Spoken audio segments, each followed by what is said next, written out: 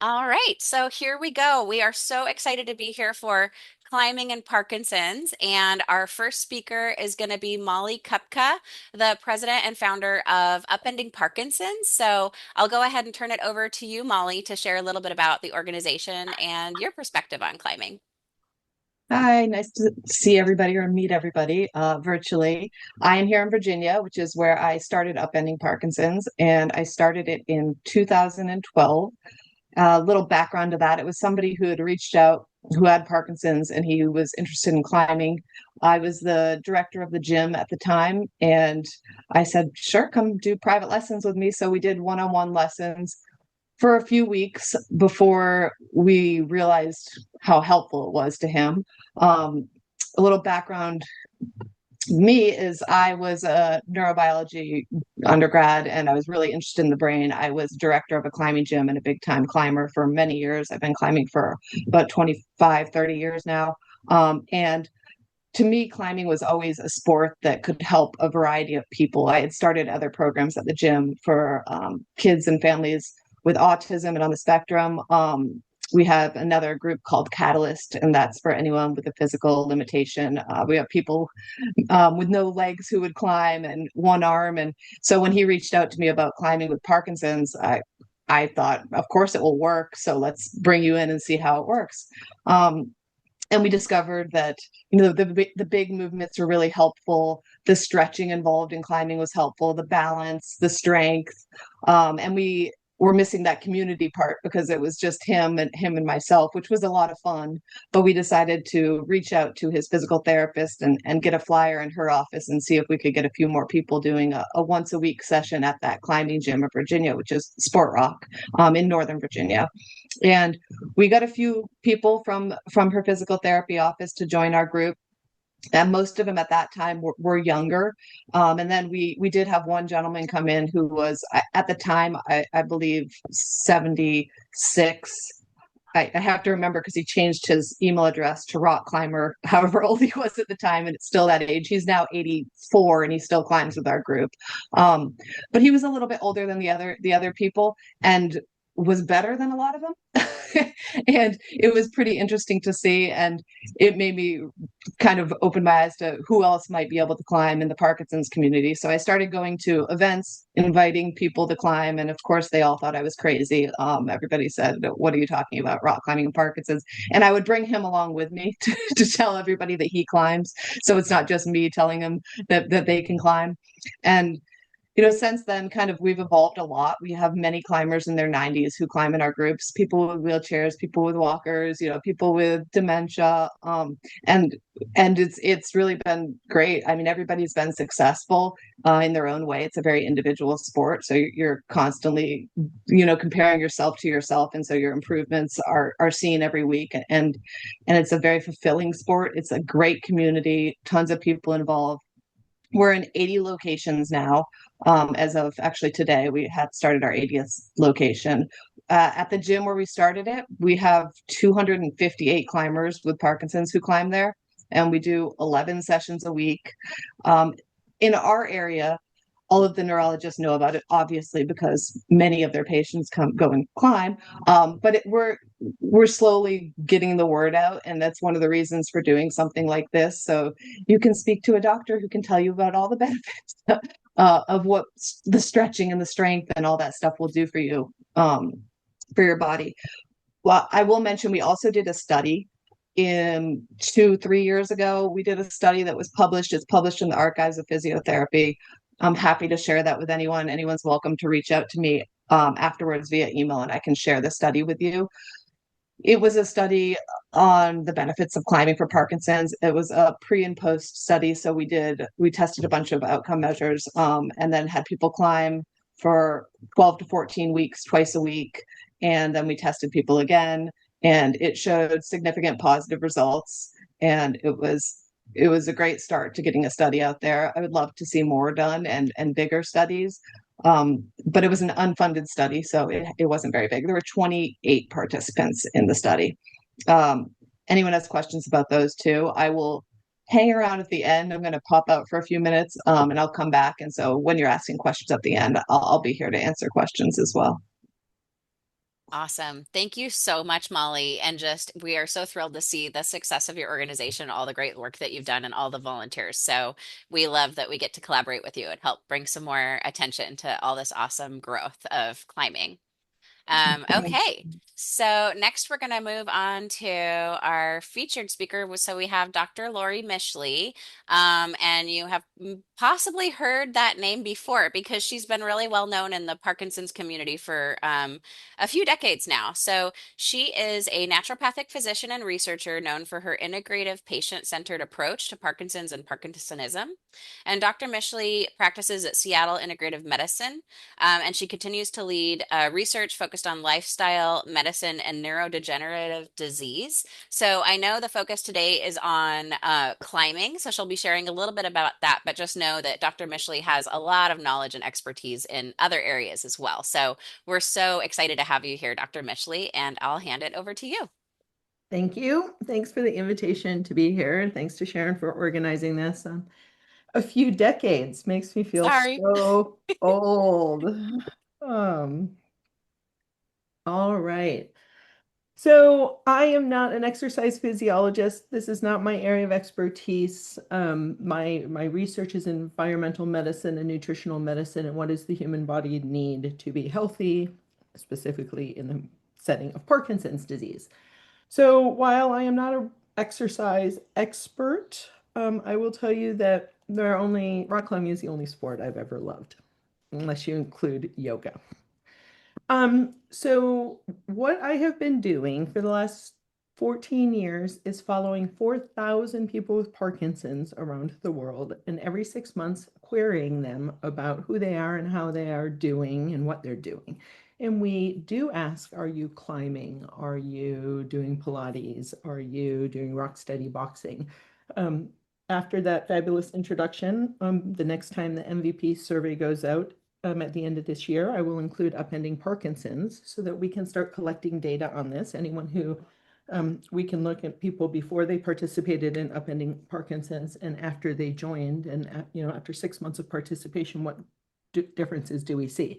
So I'm happy to contribute to that. That's easy for us to do.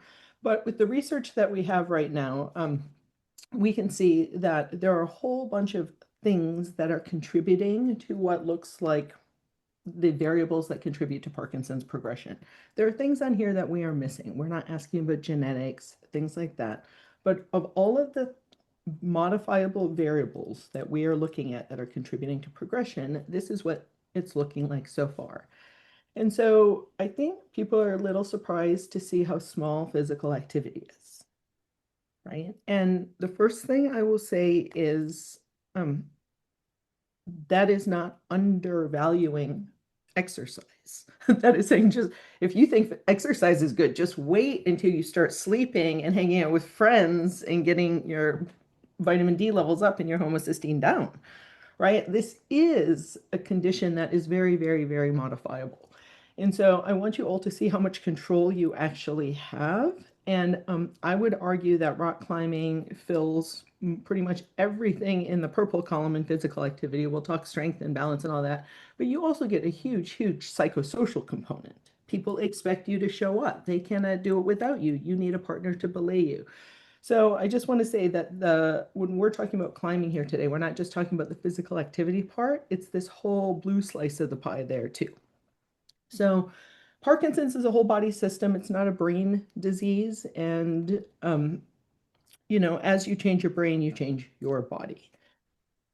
Rock climbing is a whole bunch of different things all under one roof. We are not just doing one exercise. I'm not really the gym type. Repetitive movements are not my style. I am all about efficiency, one-stop shopping. It is one sport that you can do in a very, very short amount of time. It is strength training, balance training, coordination training, mindfulness training, strategic executive function training, mental health training. I mean, there are all kinds of things happening in one swoop. Again, in the spirit of efficiency, we are training all of the motor stuff. Like you are making dopamine, you are getting more flexible, you are breaking up fascia, you are breaking up adhesions, but you are simultaneously training neural pathways that improve executive function. I'll talk about it in a minute, but there is this really cool pathway overlap between balance and anxiety.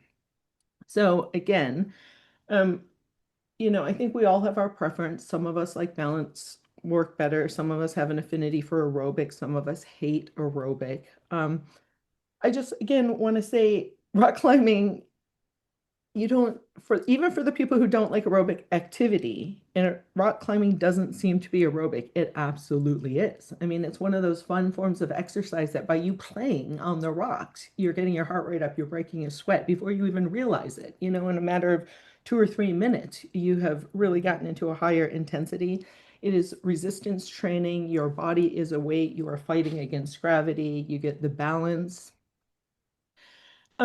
There has been research, and this is yours.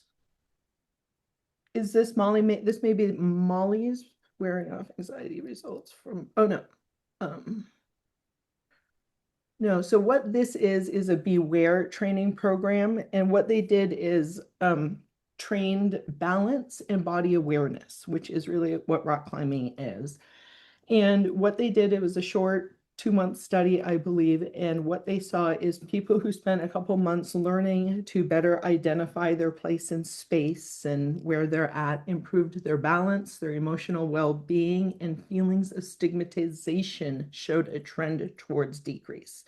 And so this is basically fun body awareness training, is how I think about Parkinson's.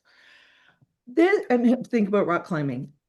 This again, I also think is related. Rock climbing, I will take the liberty as a person who has previously been in that community, isn't just rock climbing, right? Like everybody who rock climbs starts playing. They start playing on slack lines. They start doing more yoga. They start, cutting carrots on one foot in their kitchen instead of two. They become more playful, right? And so there is a whole community thing that's happening in rock climbing where people aren't just rock climbing, but they're doing balance exercises off to the side in between rock climbing. And so slackline training is basically tightrope, but it's a little wider and they have them lower to the ground so that they're safe. But there has been a lot of research on how slackline training improves neuroplasticity. And there has even been a study, it's old, 2017, in people with Parkinson's who do a 12-week slackline course. And I am not a neurobiologist, so again, maybe Molly can chime in here, but it is my understanding that when you train the balance part of your brain, you also train the anxiety part of your brain to be less reactive. And we're not talking about, oh, now I'm not afraid to fall. It's different than that. It is, they share some common network. So as your balance gets better, anxiety levels go down. I don't understand how the whole thing works, but it is fun to tell somebody who's having mental health issues to go play at the gym and get a little slackline. The other thing that makes rock climbing so perfect for Parkinson's, in my opinion, is that Parkinson's tends to affect the flexors. It pulls you forward. Like it's the toes that curl under, the hand that curls up, your chin comes out in front of your chest. So there are two sets of muscles. Flexors pull you tight, the extensors pull you back for the whole body. This is how we structure anatomy. And Parkinson's always tightens the flexors, right? And so for rock climbing, the only way to succeed, the entire sport is about strengthening your extensors. You have to open this up. You have to press yourself up against the wall. You have to get the back extensors strong. And there's this cool thing that happens in physiology where in order for your bicep to tighten, your tricep has to relax, right? They go together. So what's happening is as you strengthen those back muscles, those extensors, what you're doing is you're loosening all of this up. Like the stronger the back gets, the more flexibility and relaxation you get in here. And so what you're doing, and this is a cascade of consequence, right? Because when you're not doing that, the flexors get tight and your chin comes out in front of your chest, and that's throwing off your balance a little bit. And that starts, you start drooling when you swallow. Instead of the food going back into your stomach, it starts going into your lungs. I mean, we start choking. It's just really all you need to do is rock climb. Up front, keep those muscles strong, keep this stuff stretched out, keep your ears over your shoulders. But rock climbing again is just an easy way to do it. It kind of forces you to strengthen your extensors. I want to dwell a little bit on this fascial adhesion thing. Every day that you spend a little hunched over, every day that you spend with your arm a little tight, not swinging, every minute that you spend with your ears out in front of your chest, you are kind of solidifying that. It is becoming your new normal. Those fascial adhesions are setting in. Like that's becoming your new reality. And it's easy for people to know that Parkinson's tightens their fascia, but it's hard for people to appreciate how much those fascial adhesions contribute to Parkinson's. Like you have to wring out the dirty sponge. You have to stretch it out. Your body isn't like it has to circulate, it has to stretch, there has to be range of motion. And so part of successful living with Parkinson's is to swim against that current pulling you forward. Like your job, just like a cat and dog stretch when they wake up in the morning, so do you every single day need to work to swim against the current of those fascial adhesions. Neuroplasticity. Um, the brain changes. It is absolutely possible to teach an old dog new tricks. You have to leave your comfort zone. It has to be over your head. You have to be screwing up, making mistakes. You cannot grow new brain without failure. Like it is how the brain works. You have to hit a wall. You have to mess up. You have to get a little embarrassed. You have to confront a difficult situation, find a new strategy. That is what neuroplasticity is. And so I think one of the um, fear of failure is a really big problem. It's a really big problem. And I think rock climbing makes it really comfortable to mess up. Like you mess up hundreds and hundreds of times in a couple hours, and it's okay and it's fun, and everyone messes up. And that's kind of the whole point. How far can you go before you mess up? And so I think you just get a little more comfortable exploring your own boundaries and realizing how flexible those boundaries actually are. Um, I do think that the novelty is one of the strong suits for the brain to grow new pathways. It has to be exposed to something novel. You can go to the same climbing gym and do a different route for 1,000 trips. Right? You can always work on a different problem. You can always have a different strategy. You can do it with a different, okay, this time we're not allowed to use your left leg. You can play different games with it. And so the novelty that comes is huge. Molly mentioned the big amplitude movements. PD Connect, Steph and Lisa are great, but they are really good about teaching people the importance of the full. I mean, I think there are lots of people who stress big, but I think that it is important to stress what they say is doing it once right with full range of motion is better than 20 repetitive shorter movements. Like you don't want to retrain the tight stuff. You want to slow and steady, do it once, do it right, get a full in there. And rock climbing is one of those things where that is the game, that is the strategy, that is how you do it. I just said, Steph from PD Connect really talks about the importance of doing it right. Was important for me to hear her talk about that, those fascial adhesions. For those of you who don't know what that is, throughout our entire body, there is a web of connective tissue called fascia, and it runs from your fingertips around your organs through your muscles, and it's all connected. It's all connected and it is hydrated and it has flexibility and it is a whole organ that we did not fully understand. And so, what we know is the less you move, the more fascial adhesions you have.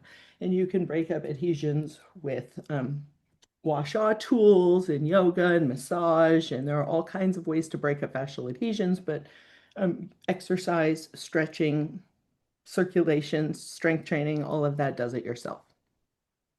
Um, there are a lot of things, like I said, gym movements over and over, walking over and over, running. You can go on a 10-mile marathon. It's kind of the same movement over and over and over and over, right? Like that's great aerobically. You are not growing any new brain. You might be making some dopamine. It's good for your heart. It's good to break a sweat. But climbing is good for your brain.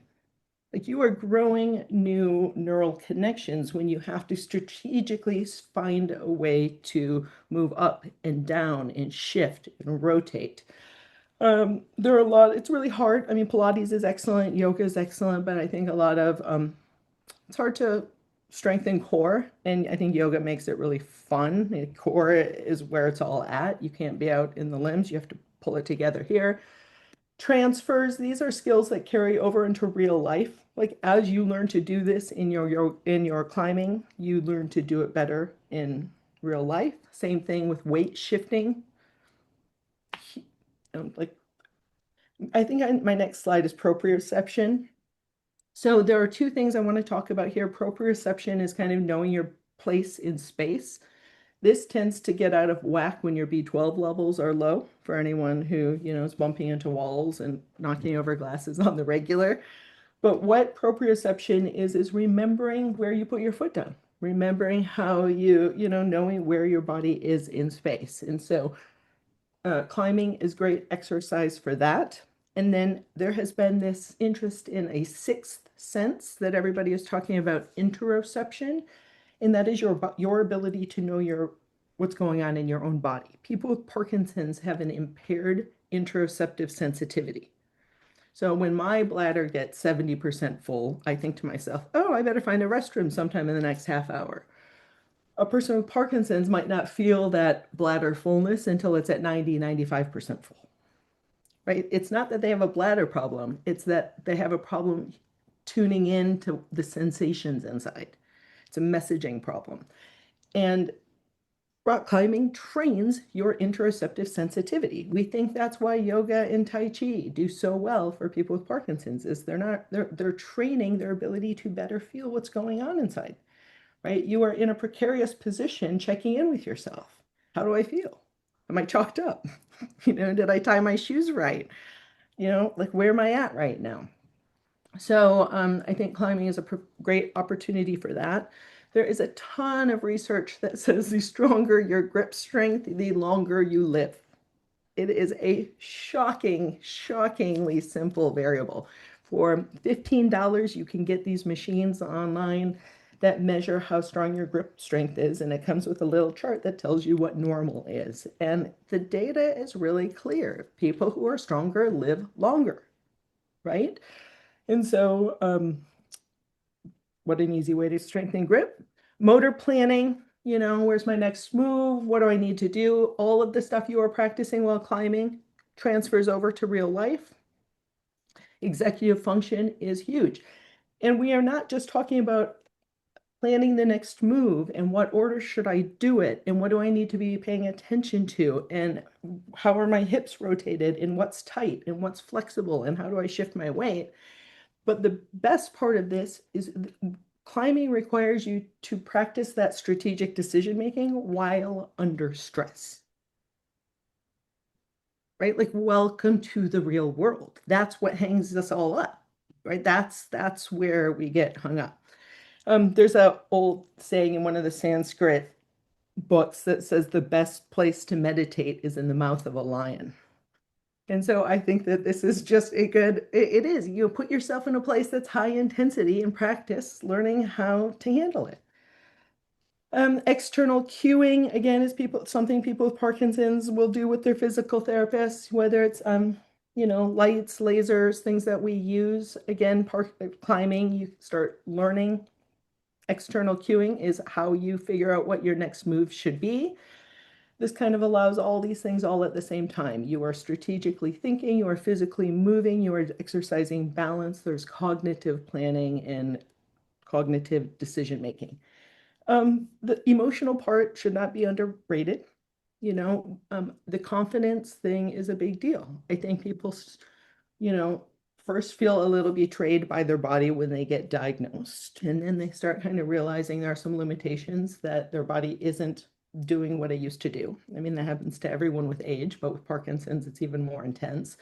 And so you start to question, what am I capable of? Right. And I think this is just a really good place to address some of that.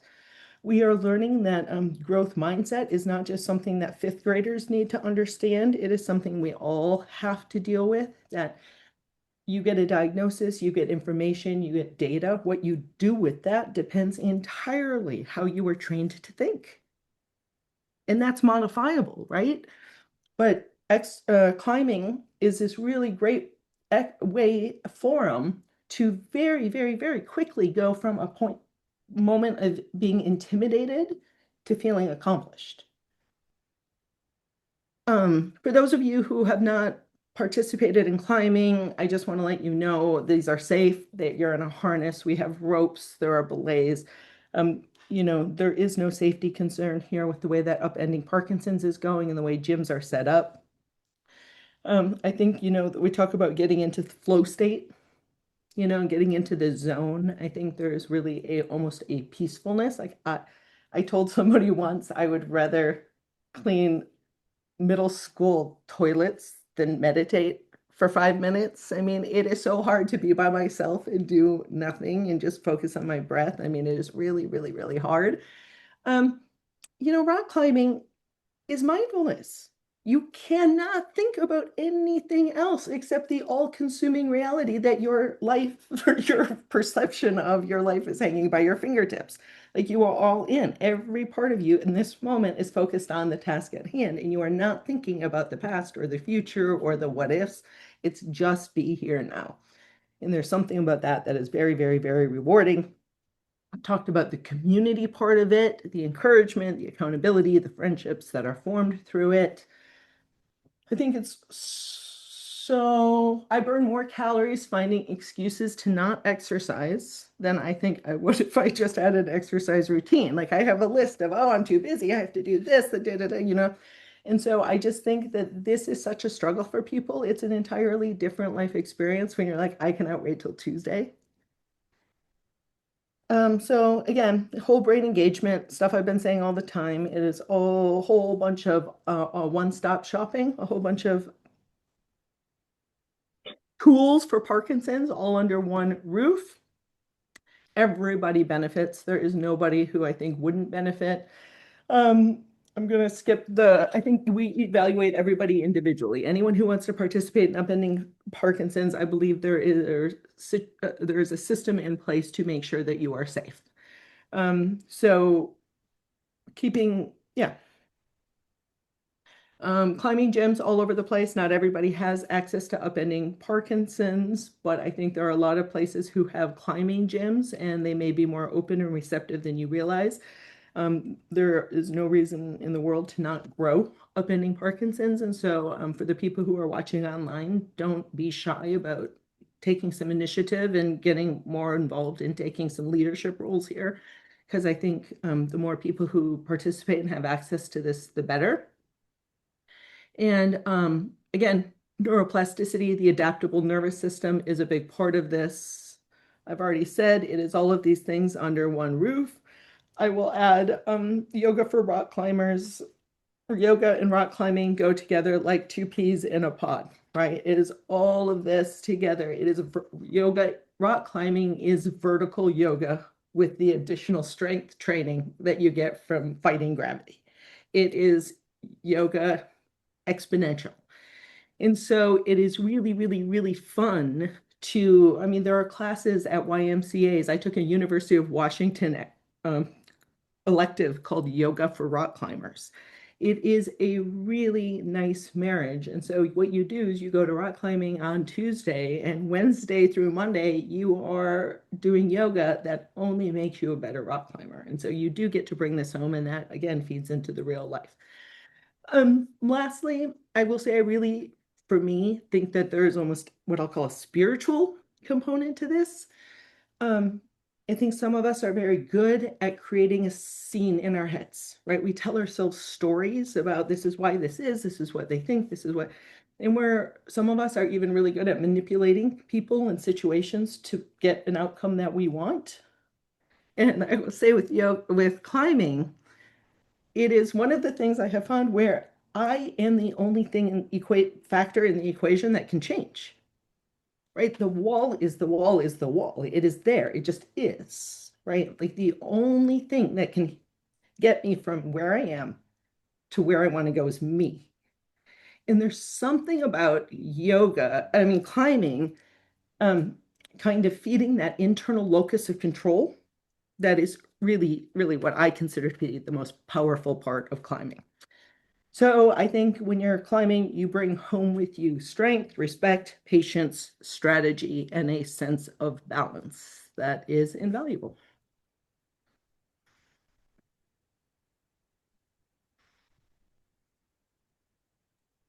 Wow, that was amazing. Really good information. Thank you so much, Dr. Mischley, for sharing all of that. I'm sure everybody in our live audience right now in Beaverton has tons of thoughts swirling in their minds. So please put your questions down on the cards that Eduardo has there. And I also just want to mention that I think that it's helpful for us, especially since we're recording this. When you do write your questions down, please keep it somewhat general so that we don't get too far down into the weeds of a specific person's situation, since Dr. Mishley can't speak to anybody's particular medical situation. So we want to keep things general about things we can learn and share. So with that, I will check in to see if, and also I want to mention that we have Molly back. So if you have questions about more climbing expertise or what they've learned from upending Parkinson's, that is also a resource we have. So, okay. Our first Anna, can question. you hear me? I Can can. you Yep. Okay, great. So we're in a dark room, so we can't really write down questions. Oh, So I okay. would like to take questions by having you raise your hand, and you can ask directly to Anna. So, or I can ask it for you. Anyone with questions?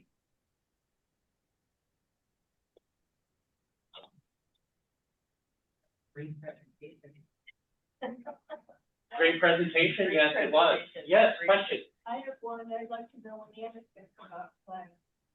Yes, the question is, we would like to know when Anna is going to come out and climb. Oh no. After that presentation, I will give it a try. I did start with yoga. I've been doing yoga, and so I'm trying to build up to that. So I'm feeling like I will yes, I'll give it a try.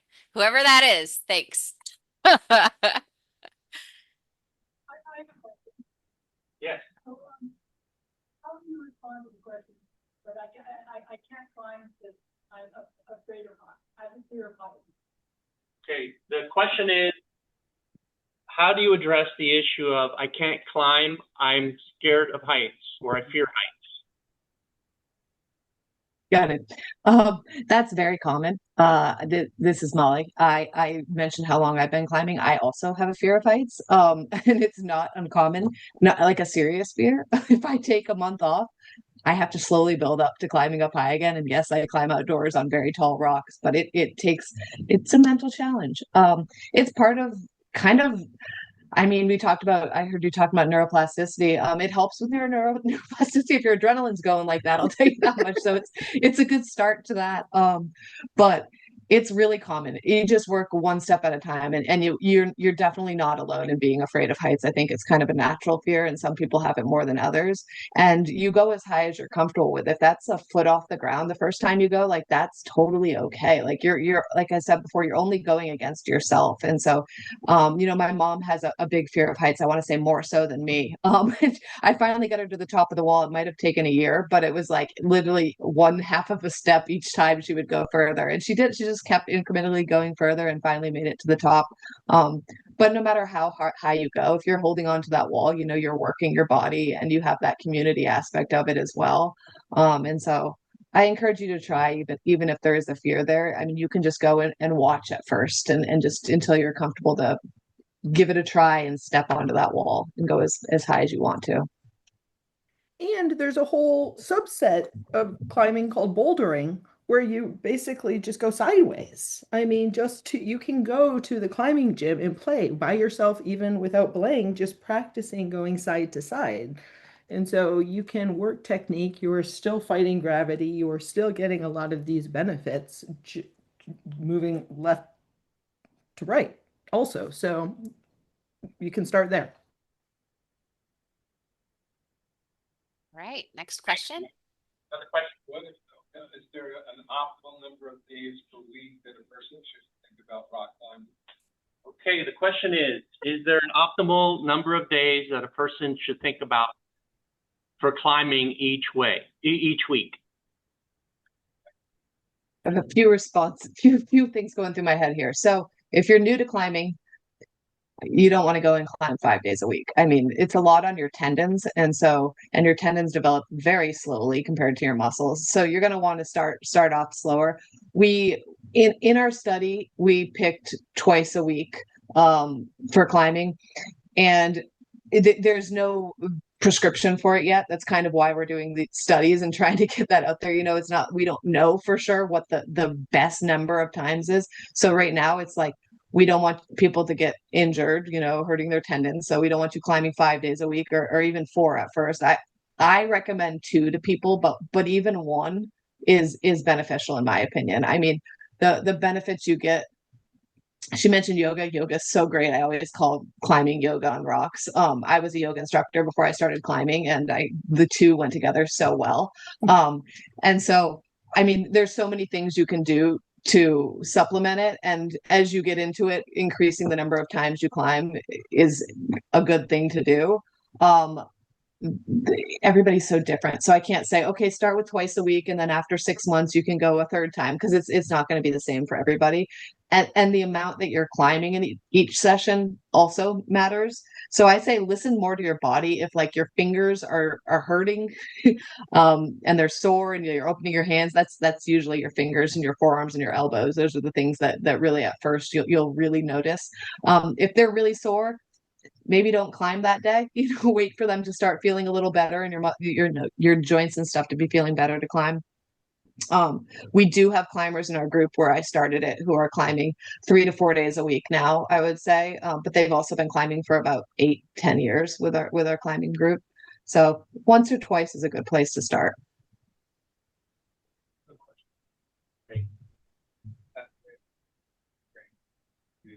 But you should be doing yoga on all the days you're not climbing. Yes. Love it.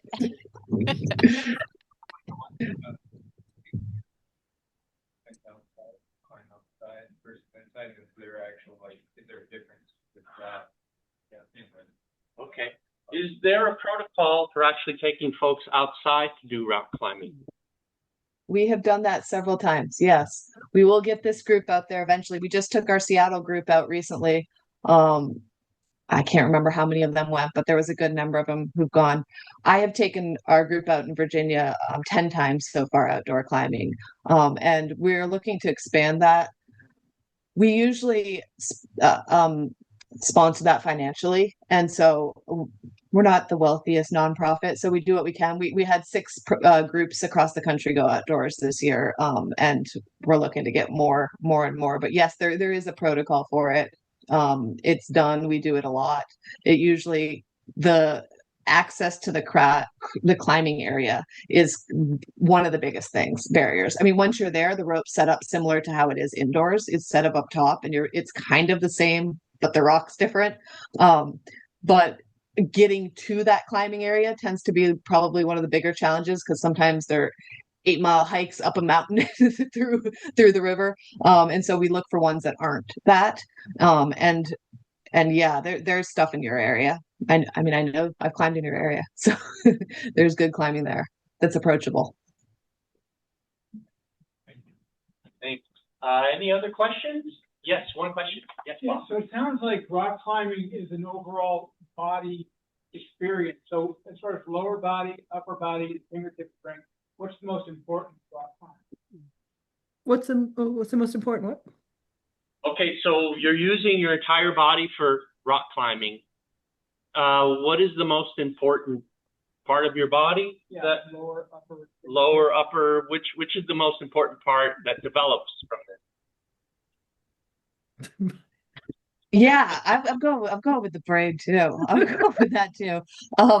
If you really want to know about the physical body, gosh, climbing is so varied. Like the terrain that you climb on is varied. Like walls can be slanted forward, they can be vertical, they can be upside down. The holds can be like upside down. If you're grabbing a hold upside down, that's very bicep focused, right? Like you're grabbing it and you're having to pull up. It's, if you're grabbing down this way, it's a different way. If you're grabbing sideways, it's a different thing. So this is probably why I'm sore from climbing after 30 years of doing it all the time. If I'm working one specific route that uses muscles in a specific way, I'll like wake up and I'll be sore in like my right trap, right? Like it really varies. I mean, overall, yeah, your brain, it's a big core. You use your core a lot more than you think you do. And by core, I mean whole core, all the way around your midsection, because you're stabilizing yourself while you're climbing. If you don't keep that tight, then you tend to, we call it barn door. You kind of like creak off the wall because you're not keeping your core tight to stay stable into the wall. Um, After all these years of climbing, my strongest muscle, if you want to know what strongest muscle is probably my back. But that doesn't, you're using your calves. I mean, you're using everything and your brain. Dr. Mischley, anything to add? No, but I just want to, as we were talking about the accessibility of this, I kind of had a flashback. I mean, when I was a I am not the type of person who has a workshop in my garage, right? Like I don't build things. I don't have my own jigsaw. I've never built a table.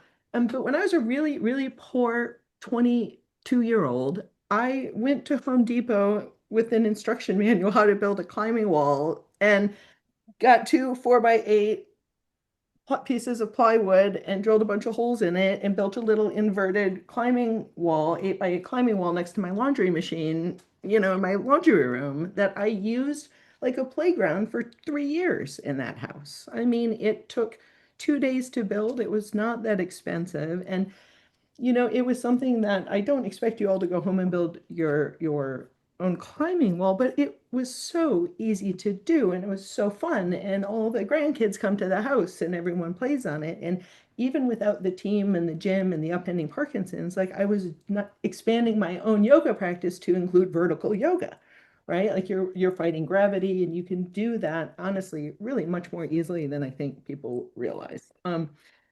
The other thing I just wanted to say that I don't really think I addressed in the talk is I'm very competitive, but not really with other people. I like the competition with self, right? And yoga is, I mean, climbing, I can't even separate them in my mind. It is the exact same thing. I agree. That's all climbing is. It's just vertical yoga.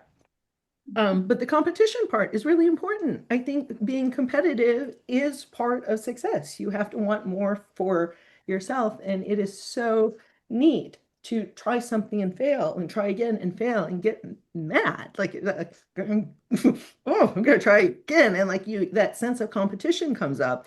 And it's nice because it's not self-blame, it's not targeted at anyone else, but it is still very competitive. And that fuels something that is very powerful. Okay, great. Is everybody ready to climb? Yeah. Yeah, one more question. Last question. Okay. Talked a lot of people about climbing over the last year, started October last year. And what I hear a lot is, I don't have any arm strength. Once I get arm strength, I'll talk to you about climbing. So address that. Okay, I have arm shake. Strength. Arm strength. Arm strength. I don't have arm strength. Until I have arm strength, I won't go climbing. You won't have arm strength until you go climbing. Yeah.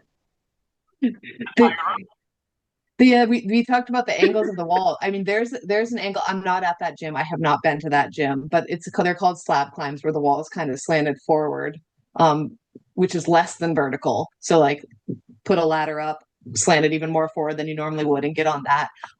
If you're skilled enough, especially if you're a yogi and your balance is really good, you can actually climb some of those slab walls without using your hands at all. You can just kind of like palm the wall and you're using your balance and your legs to push yourself up and shift your weight right to left and get up the wall. It's one of the exercises we do at the gym where I'm at. And so there might not be a wall that's angled enough for that, but given that you can climb with no arms, you don't need a lot of arm strength to get up some of those routes. It will come as you climb. Okay, thank you. We had our last question. I think everyone's ready to climb. I And Let me check to see if we have just any closing statements from either Molly or Dr. Mischley before we end the recording part. Is there any kind of final comments or thoughts before we sign off the recording for our virtual folks? Well, from my angle, I will just say that I would love to really focus on the parts of climbing that you bring home with you. Before this presentation, I contemplated doing a show and tell of my 17 balance toys and 14 different versions of medicine balls that I have around my house. I mean, since my kids were little, we have been playing a game. Who can stand on the bazoo ball on one leg longer while holding a 10-pound medicine ball over your head? Right? Like it's a 47-second workout. I mean, your heart rate's up, you're strong. And so to be playing these games around your house is really why you go to yoga or to climbing. I call it kind of catching the wave. Like you go to climbing to meet your friends, to try some new things, to realize your limitations, to find out what you can and can't do, and then you bring that home and practice and play with it. So the toys you play with and how you use your kitchen counter to stretch like a ballerina uses a bar. I mean, I want you to really focus on the parts of climbing and how they transfer home. Yeah. Nice. Thank you so much. I And think, Molly? yeah, I think, but I get asked a lot what has surprised me the most with starting the nonprofit and seeing it grow. And I think people expect it to be, oh, that this person can climb and that. It's like I knew that they could. So it's like to me, that's not that surprising. It was like, yeah, no, it's probably surprising to them, but not to me. And I think one of the biggest surprises to me have been the volunteers that are in the program. And we have over 800 volunteers that volunteer for upending. And we have the best volunteers. We really do. They're amazing. I mean, the climbing community is amazing as a whole, but the people who volunteer, I have love it. It becomes like they're like a family, and it's not like, oh, I'm a volunteer and you're the climber. I mean, everybody's friends, and really respects one another and gets along, and it's like a really neat kind of intersection community. And we our volunteers don't leave. Like they come and they don't leave. I hear people say, oh, it's hard to keep volunteers. I'm like, ours is like we have a hard time. We have too many volunteers. And so I think that's been a surprising thing. And the other thing that kind of relates to what you just spoke on is how people who did nothing, they start climbing, and then next thing I know they're telling me, oh, I'm stretching on my kitchen counter, but like also now I'm doing yoga, or now I'm like swimming, or it's like the things that it inspires you to do. I think it's And what I think it is people surprise themselves with what they can do, and then they're all of a sudden like, oh, now I'm going to try that other thing I didn't think I could do that I wanted to do. So I encourage people to at least try it. You'll probably do more than you think you can. I love it. What an awesome statement to end it on. So be playful, volunteer, do something. We gave lots of great new ideas, and I love that everybody's there and you're going to go have fun together and give it a try. So thank you, everybody, for being here. Thank you so much to our speakers. Thanks to the volunteers there at the gym. And we will see you at our next program with Parkinson's Resources of Oregon. I just want to share, if you have questions, you can reach out to us at 800-426-6806, and we're here to help. So thank you so much. Nice meeting you too, Molly.